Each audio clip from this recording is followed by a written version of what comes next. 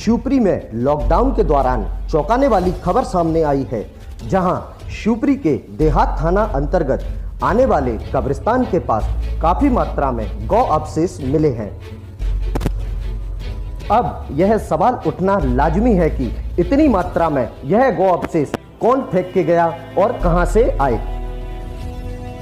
निश्चित ही यह एक बड़ा मामला है, जहां इतनी मात्रा में पड़े हुए गौ अवशेष अपने पीछे अपने साथ हुई दुर्घटना के कई सवाल पीछे छोड़ती है, क्योंकि नगरपालिका शिवपुरी की माने तो उन्हें जब भी मृत गाय की सूचना मिलती है या उनका मृत शरीर मिलता है तो नगरपालिका द्वारा उन्हें गड्ढे खोदकर दफनाया जाता है।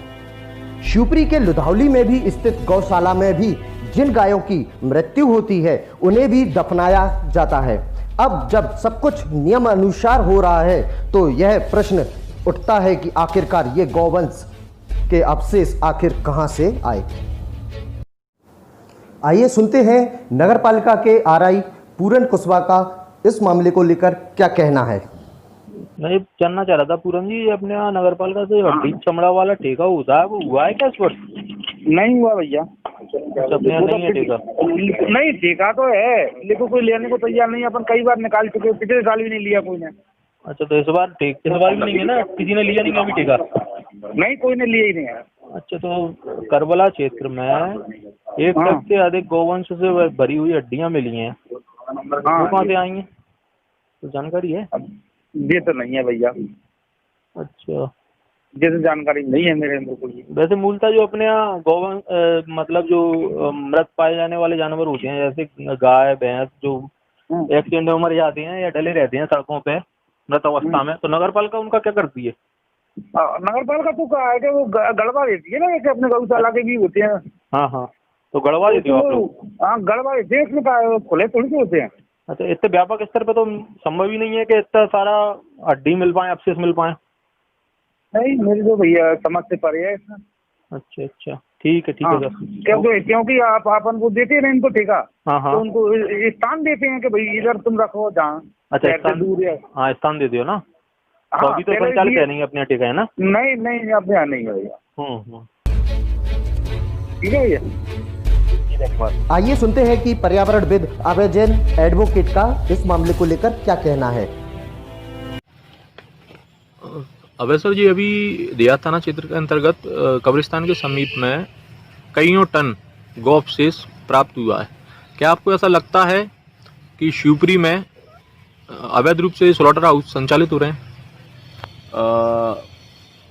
मुझे ऐसा लगता है कि अवैध रूप से स्लॉटर किया जा रहा है। स्लॉटर हाउस के बारे में तो कहना अभी मुश्किल होगा, लेकिन मध्य प्रदेश का जो गौवंश वध अधिनियम है उसके अनुसार किसी भी प्रकार से आप गाय, बैल या जो बछड़े हैं उनको आप स्लॉटर नहीं कर सकते हैं।